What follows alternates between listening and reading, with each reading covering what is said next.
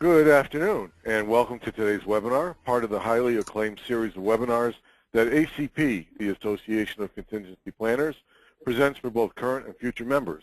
For more information about ACP, please visit www.acp-international.com. My name is Ed Goldberg, and I serve as ACP's Education Committee Chair. My thanks to the ACP headquarters staff at ADG in Albany, and my good friend Fred Rogers at Continuity Housing for their roles as webinar experts who work behind the scenes to ensure that these webinars come off flawlessly. A big thanks to our webinar series sponsor, Continuity Housing, who can help your organization by ensuring housing for your critical personnel when you need it most. This and previous webinars are recorded and they're made available on the ACP website. So feel free to share the link to the recordings with your peers and anyone you think who might benefit from it. You'll receive a link to the recording after the webinar via email, along with additional information on the topical content. Today marks the 13th anniversary of the events of 9/11, 2001. If you would, please join me in a moment of silence and remembrance.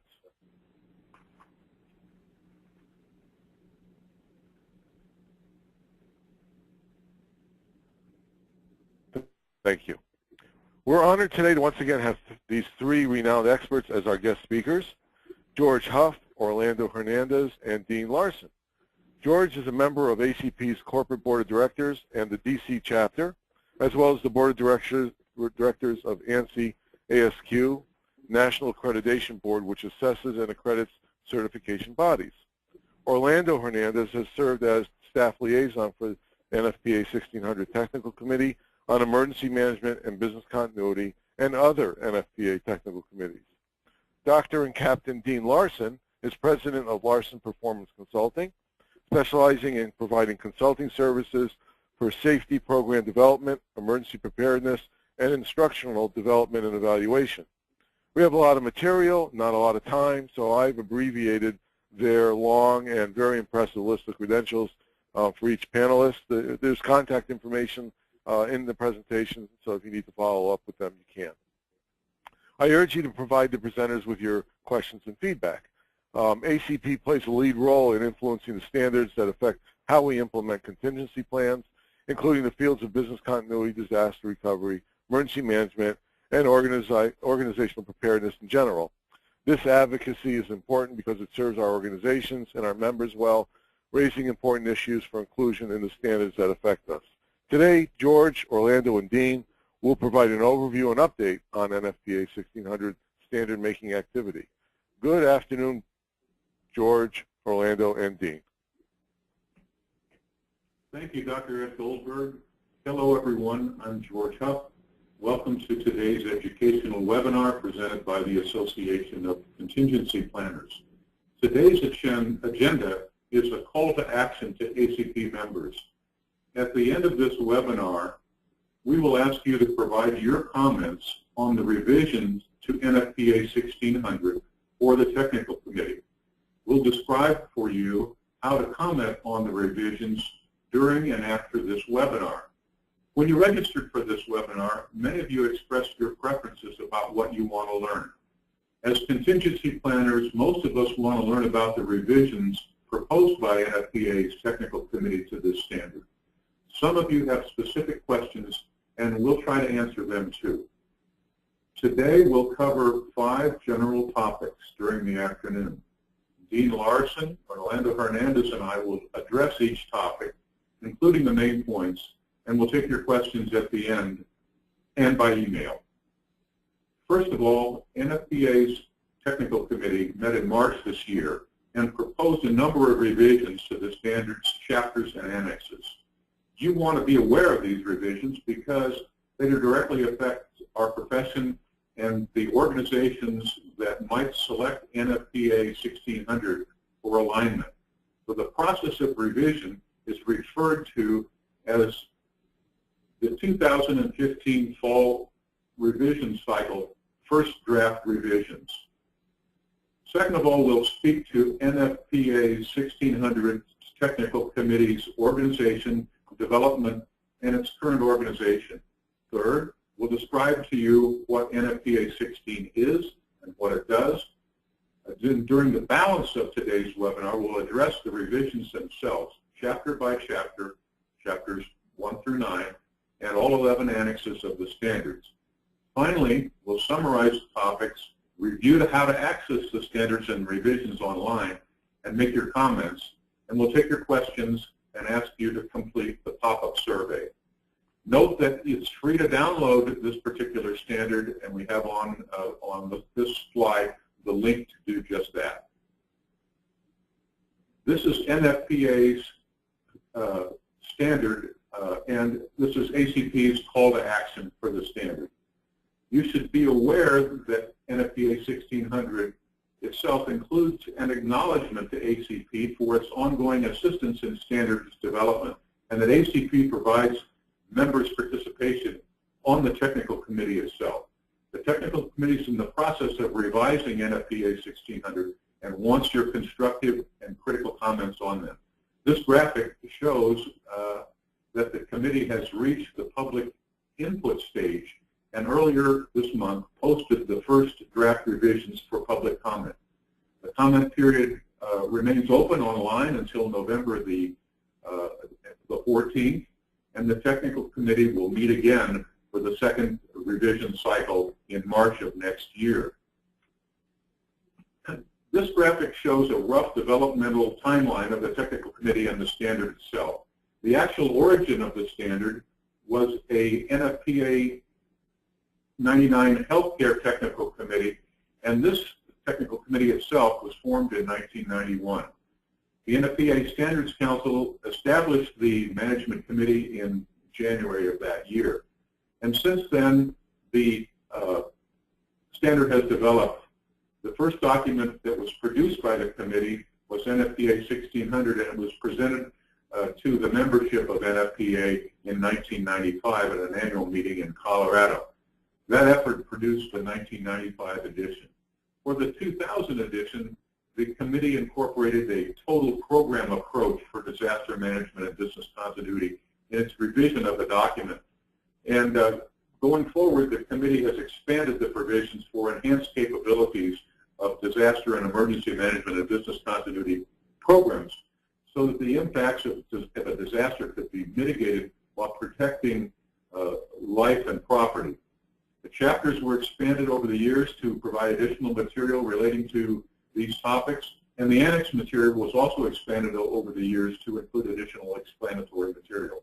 This timeline also shows the September 9/11 attack, the 9/11 Commission report, and the noteworthy federal legislation that resulted from these actions. The 9/11 Commission advocated the use of NFPA 1600 for the private sector. Public Law 108-458, the Intelligence Reform and Terrorism Prevention Act of 2004, included Title VII, the 9/11 Commission Implementation Act of 2004. Public Law 11053, the implementing recommendations of the 9/11 Commission Act of 2007, actually created the private sector preparedness program. This is a current organization of NFPA. As you'll see, the committee is task organized to revise and improve the standard, and there are 11 task groups that have each identified scopes and leaders and members. As an aside, I'd like to mention that the American Bar Association's Committee on Disaster Response and Preparedness refers to NFPA 1600's annex on the area of guidance for people who need access and fundamental needs, because they're most often people at disadvantage during an emergency. This year, FEMA has announced a change to the list of adopted standards that form the foundation of the private sector preparedness program. The list now includes 3 standards: ASIS SPC-1 of 2009, the Organizational Resilience Standard, and of course NFPA 1600, and ISO 22301 business continuity management systems requirements. Let's briefly review the organization and content of this standard. NFPA 1600 consists of 2 parts. As I mentioned before, annexes and chapters. We'll note that chapters 1 through 9 comprise only 5.5 pages, so it's straightforward language. Chapters 1 through 3 are the administration and references and definitions sections. Chapter 4 through 9 are the requirement specifications, and the annexes are non-mandatory guidance. So you can see that NFPA 1600 consists primarily of requirements and guidance. And we as contingency planners need to rely on both the requirements and the guidance to prepare organizations that will select NFPA 1600 as their benchmarks. And many do.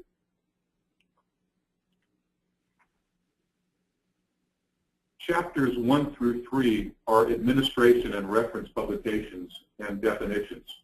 There are 7 revisions that are proposed this year to these 3 chapters, and I'd like to go over those with you. First, the term impact throughout the document is changed to the plural impacts, except where the term is used with respect to BIA, business impact analysis. The purpose of this standard is revised to emphasize planning, implementation, assessment, and maintenance of programs. This is the purpose section, and you can see underlined the language that revises that section. The application of the standard has been simplified, and you can see the language at section 1.3 for that simplification. A new definition is added this year, and that is crisis. As you can see, a crisis is an issue, event, or series of events that severely impacts or has the potential to impact severely an entity's operations, reputation, market share, ability to do business, or relationship with key stakeholders. In the next section on disaster and emergency management, we've included a new one noun, the word information. And 2 more definitions are also added this year. As you can see, access and fundamental needs.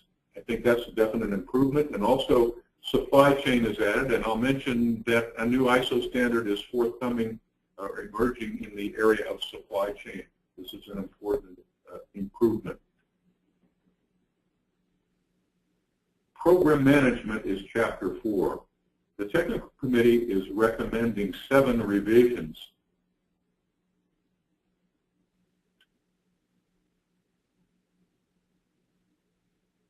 Program management. As you can see,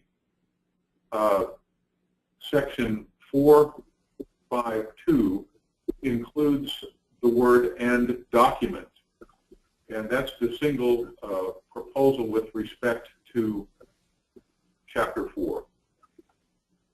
I'll turn now over to Dean Larson. Dean? Thank you, George. Next slide, please.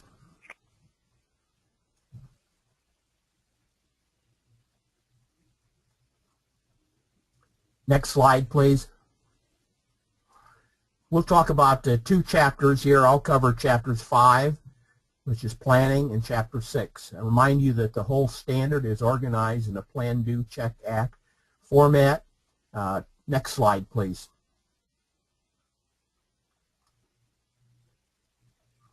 Hey, Dean, while you're pausing for 1 second, it's Ed. I just want to remind everybody, if you have any questions, submit them in the control panel. There's a space for that. Thank you.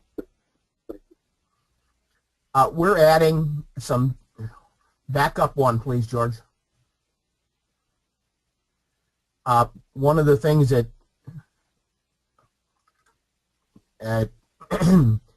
we're doing some editorial changes here, moving some words around, reputation in 5.1.5, and you see we talk about severity of occurrence over time. There is also some editorial changes in the next section, and one of the things that pointed out, as George mentioned, we had a task group on supply chain operations, so you'll see mentions of supply chain operations, the proposed changes, and this is on this slide. Next slide, please. One of the things we also have been focusing is on security of information. which reflects our partnership with ISO 22301 and the Technical Committee 223 of ISO, where they're talking about security. And so one of the things we've done in terms of making sure that we have good partnership is we're reflecting this standard, some of the things that ISO is doing and other national standards operations. So you see we're adding in security of information. Next slide.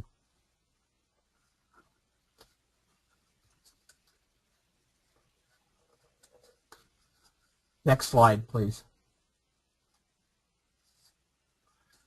This is a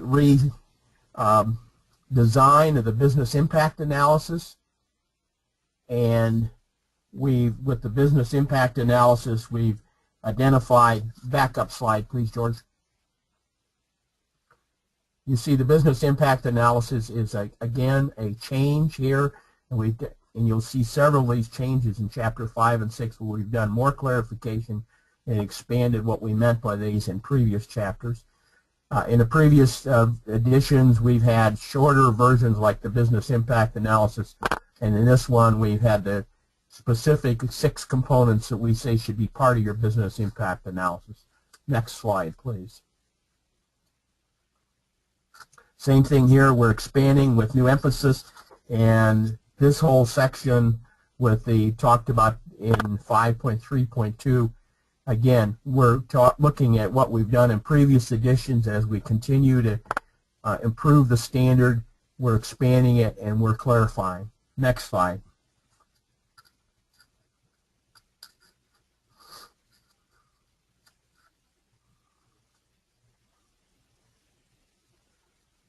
Here we've taken and we've done some emphasis on supply chain and clarification with business impact analysis, more emphasis on RTOs and RPOs. You'll see the last item, 5.3.6, identify critical supply chains. That was an important topic that we agreed on early on in the 2016 revision cycle that we would focus on. Next slide.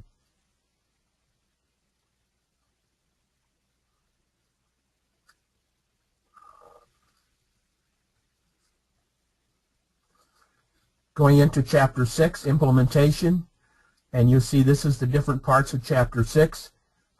When we did the 2013 edition, we moved all the planning, most of the planning in Chapter 5, Chapter 6, we did the implementation, including writing plans. Go ahead. Next slide, please.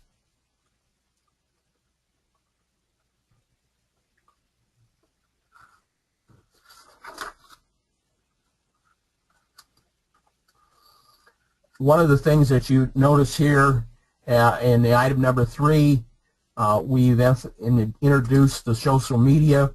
We feel strongly that social media has to be an integral part of your program. It's one of those things that's a part of our society, and it either is used as a tool or it becomes a weapon. And so again, we put a task group together on social media, and we're inserting that in various places throughout the body of the standard in the annexes. Next slide, please.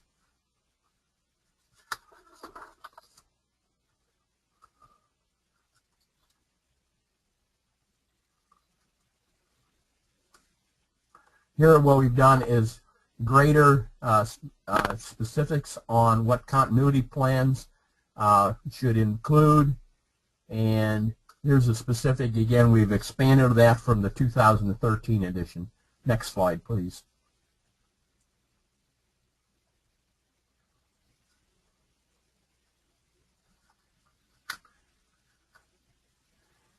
There's a specific 15 different items that we believe should be part of the continuity plans.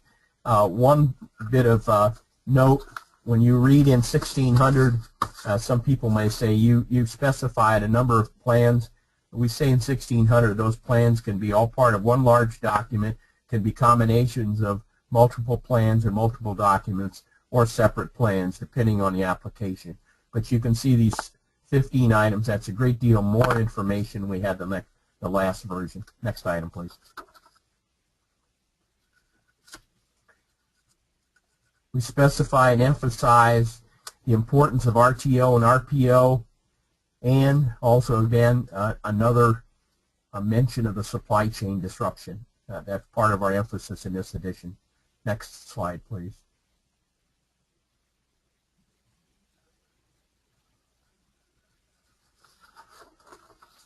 And the recovery plans, we talked about that. Again, these are changes. You see 6.9.2.1.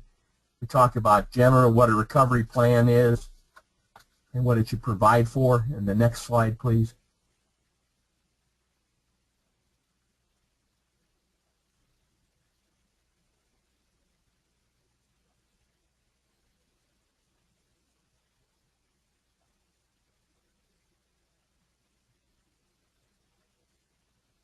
Next slide, please.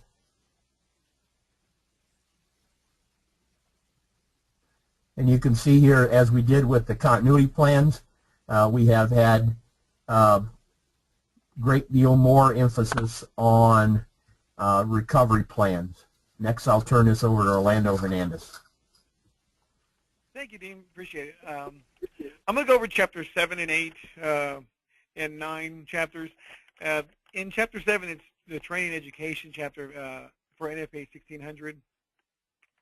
And with this chapter, I mean, although the committee did not make any changes in Chapter 7, it's very important that the organizations that are not familiar with the incident management system, that they should coordinate meetings with their local jurisdictions so that in case of emergency, the organization can become an asset to the responding departments and the local jurisdiction so that they can provide valuable information about their facility, their company, that may be important for them to understand and know if there is a particular fire or a special hazard in areas where they have special records kept or certain systems that they may need to address handle specially.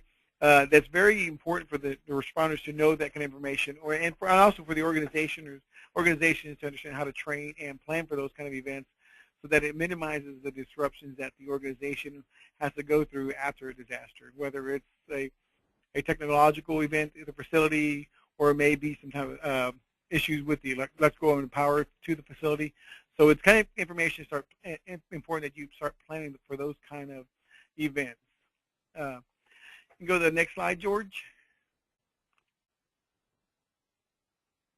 In Chapter 8, there was one revision, first revision that was created during the meeting, and it was kind of more of a clarification change that they did. Chapter 8 covers the exercises and testing for the organization's program, and what the change was that they made some clarification is they looked at, George, you can go to the next slide.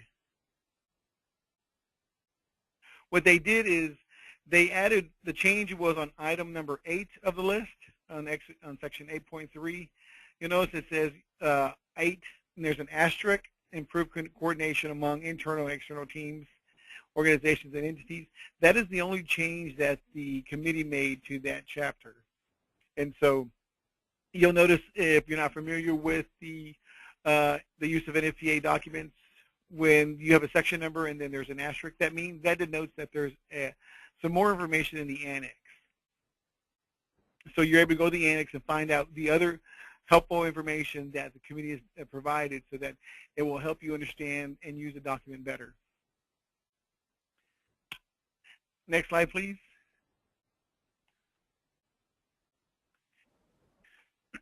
On this slide, we're going through is the maintenance and improvement chapter, which is vital to the overall health and success of an entity, just to make sure that you continue to review your plans, make improvements, and see what areas are that a organization's plans may need to be improved so that it's a plan that covers all organizations and all different operations within that organization. Next slide.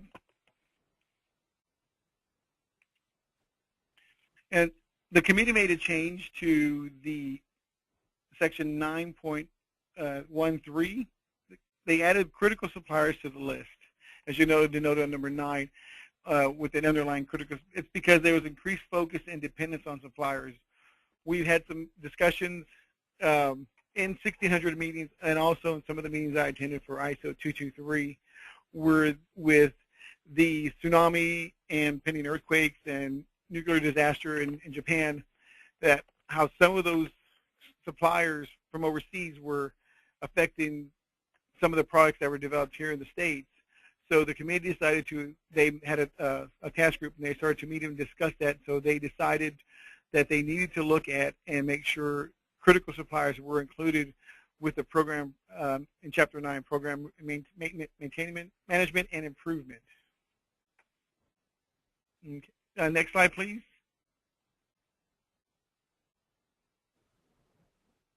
The next slide talks about the different annexes. You'll see A through J.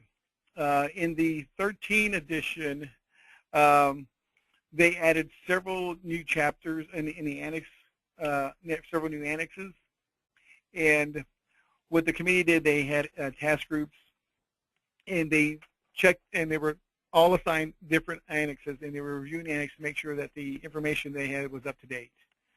So the committee has made 10 first revisions to Annex A during the meeting, and during the second draft meeting, the committee will review the annexes to make sure that any submitted comments to any of the changes are addressed in the annex and also in the standard of the body, and to make sure that the appropriate updates are made within the annexes and the body of the standard.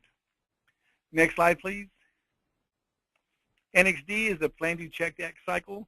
And that's our diagram. There was one change made. It was a very simple change, and you'll when you see the new model in the cycle, instead of just 4, it's going to say Chapter 4. So they just did a little bit of cleanup on this this diagram here to just include the word chapter in front of each number. So you'll read Chapter 4 or Chapter 5. So that was the one revision they made there. In Annex E, you go to the next slide, George. I want to make one mention in Annex E that the committee added the Federal Continuity Directive 1 to the crosswalks in Annex E. And with that change, when they added the Federal Continuity Directive, the committee also decided to create separate crosswalks between 1600 and the DRI professional practices and the Canadian Standard Z1600. So what you'll see in Annex E is you're going to find 3 separate crosswalks that is going to crosswalk NFPA 1600 to this Federal Continuity Directive, DRI, and Z1600. So you'll get separate, if you want to examine those documents compared to 1600. So you're going to have a separate crosswalk for those. And what you also in Annex F, that's the management system standard. So that's going to cover what you need to do to use this standard as a management system standard. If you choose to adopt a management system standard, the committee has decided to have this document in there, this annex in there, so that you're able to use it as a management system standard. Next. Those are some of the things that we talked about today. It talks about the development and the origin of NFPA 1600 and what 1600 does. And we reviewed also the chapter by chapter, some of the changes and the different annexes that we have in 1600. We also going to go over the fall revision cycle dates. Next slide, please. And one of the things I want to bring up is that this is just the first draft. There's going to be a second draft meeting, as George said it earlier. It's going to be held in March 2015. So, but right now the document is posted on the DocInfo page, and you can retrieve that information as you look at the bottom in the gold box under the main point. The DocInfo page can be reached, searched at www.nfpa.org/1600, and there's a tab that says Next Edition. So you can go to the Next Edition. It gives you all the information that you need on what's coming up with the new document. Next slide, please. And there's a screen print of the DocInfo page. You'll see the tab that says Next Edition. Now, what we talked about today, we just referenced a few of the first revisions and changes that were made for the document. Now, there are several more first revisions that were created to make changes to the document. And if you would like to go through there and see what other changes have been made, you can see there's a couple ways. If you look at, there's a lower red arrow on the bottom of the page. This is the first draft report. If you click on that first draft report, it will show you a copy of 1600 with the changes in it, and you'll be able to see what the document is going to look like based on the changes that were done in the first draft meeting. And if you choose to provide some comment to the committee, and maybe there's something you may disagree with or something that may have been left off that you think additional information would be very helpful for the user and for the community, you can provide a comment, and the upper red arrow on the screen, it says next edition, this standard is open for public comment. If you'll click on that link there, it will walk you through and it will help you provide a first comment. You don't have to be an NFPA member to provide a comment and or public inputs to any of the documents that any NFPA produces. But if you do not have a logon, username, and password, you will need to sign up for that. There is no cost for the logon, but they just want to make sure that if there's something they want to, if they're able to get back some information to you, that they have a way of reaching you. It's generally just your name, your address, and your email. And you're able to get that logon, and then you can provide input to the document. So, but just as we mentioned earlier, if you would like a free copy, go to the next slide.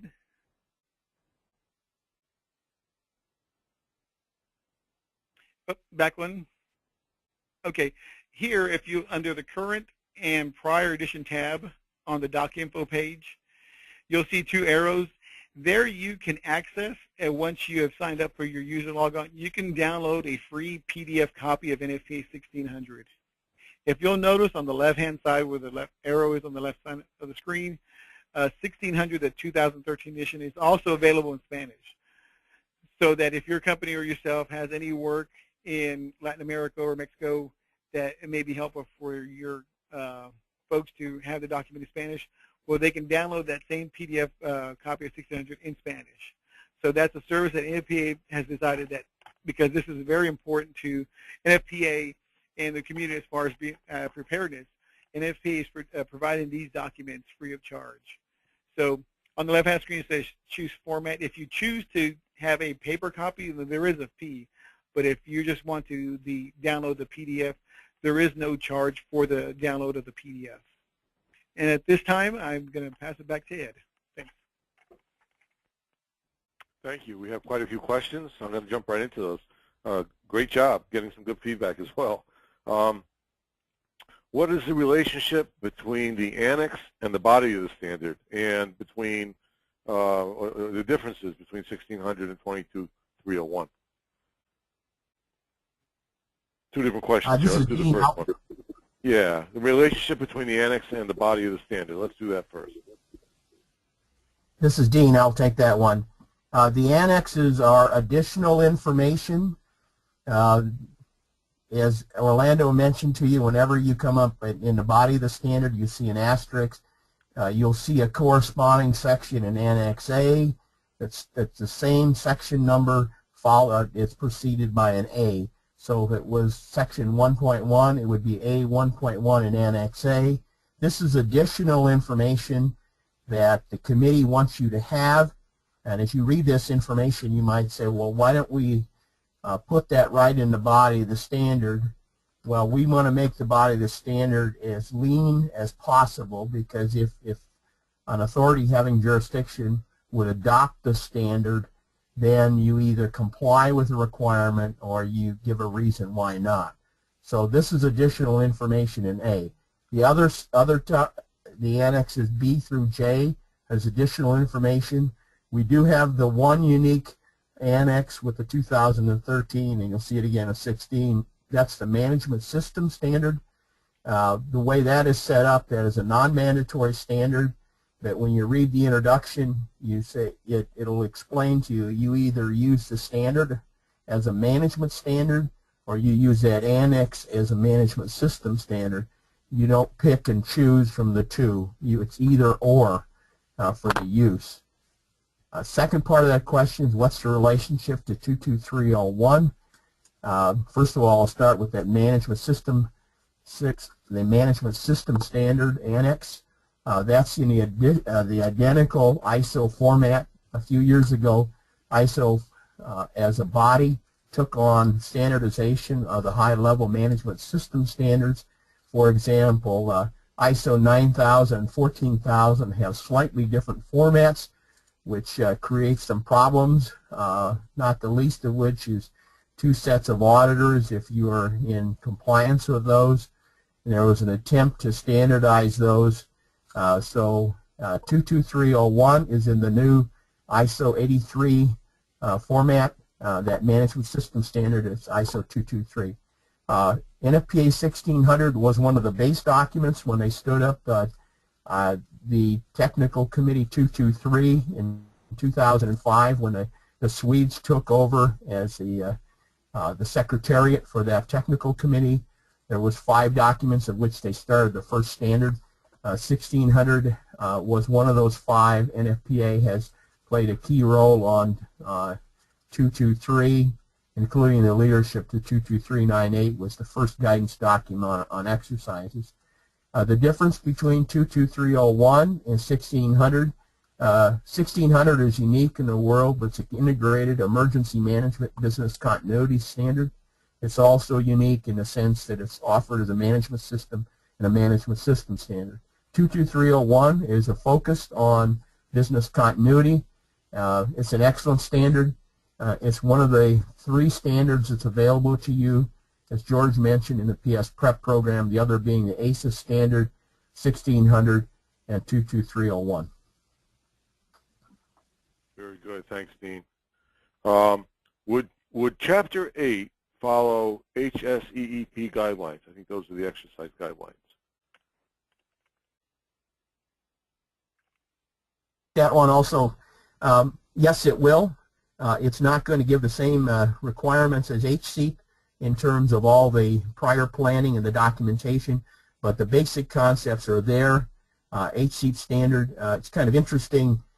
When I was leading the development of 22398, that I mentioned the first ISO standard on guidance standard on exercises, there was a demand from the Swedes and the Brits to include HSEEP.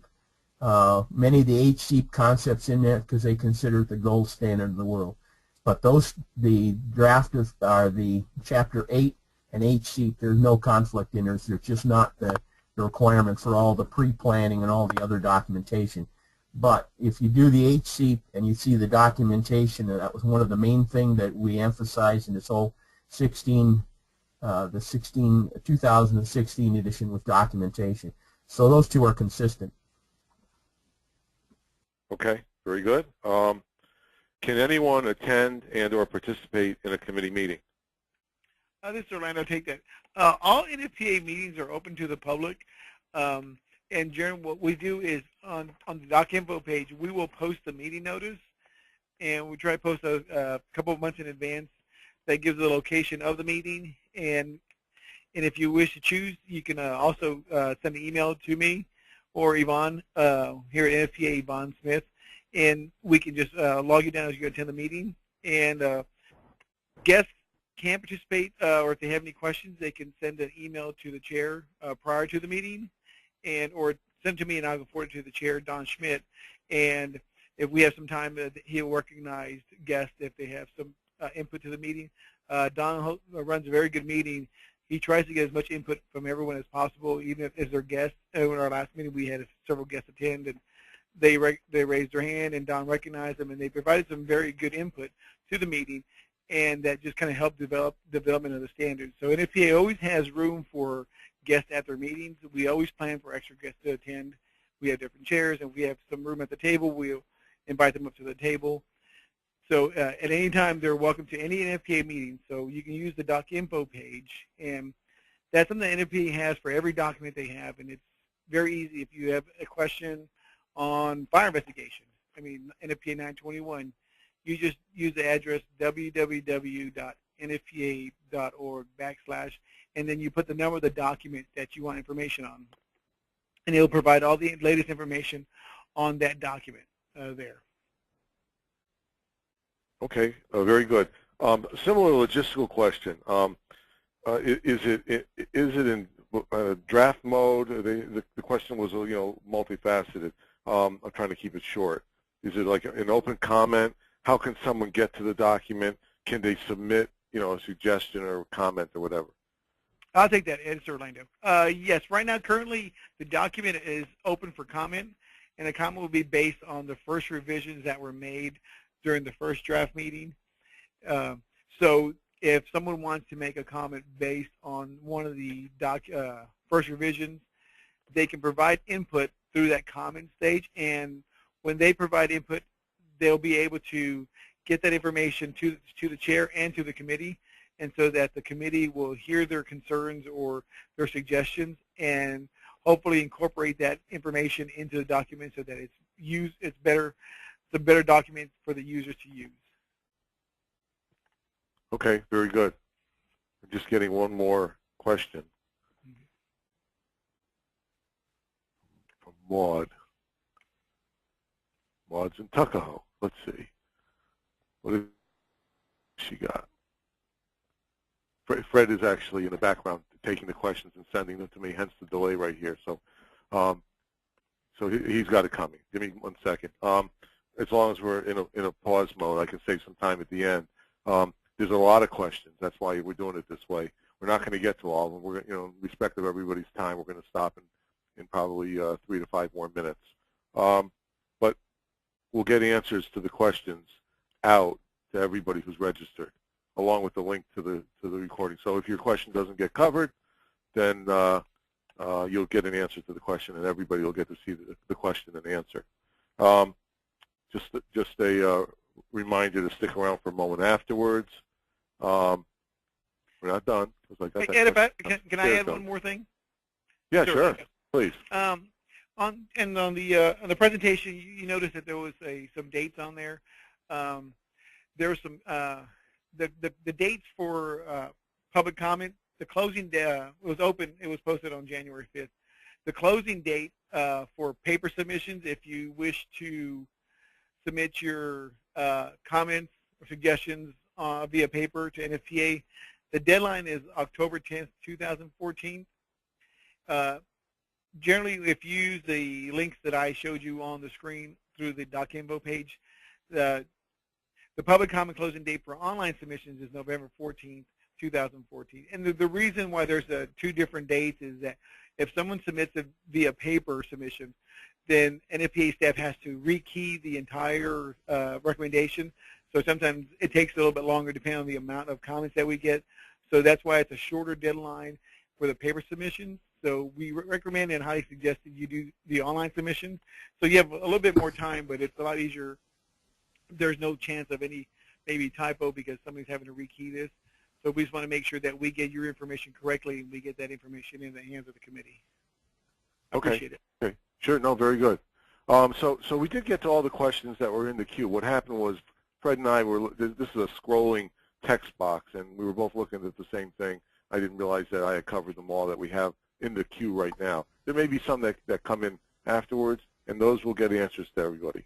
So first off, George, Orlando, and Dean, thank you for a great webinar, great content, really well received. We've already gotten some email on the side here and comments to that effect. Second thing, so thank you. And thanks to ADG and to Fred in the background for running this, and to Continuity Housing for sponsoring this. On that last slide, you see there's contact information for Michelle Lau there at Continuity Housing. The slide that was just before that. I'm sorry. The one that's, yeah, there it goes. Thanks. That information's there, so you need it later. If you have questions on what they offer and so forth, please feel free to contact them. They're really a good friend to all of us by paying for all this and letting us continue this series. Watch the ACP website for future webinar reminders. The recording will be there. You'll get a link for it. Don't forget afterwards. And I think there's a survey that'll pop up when you close the window today. And please fill out the survey. Tell us what kind of topics you want to have included in this series. That really drives our productions, makes it so that we hit topics that hopefully are of greater interest to you. On behalf of Continuity Housing and ACP and George and Orlando and Dean, thank you so much for joining us today. Have a great day.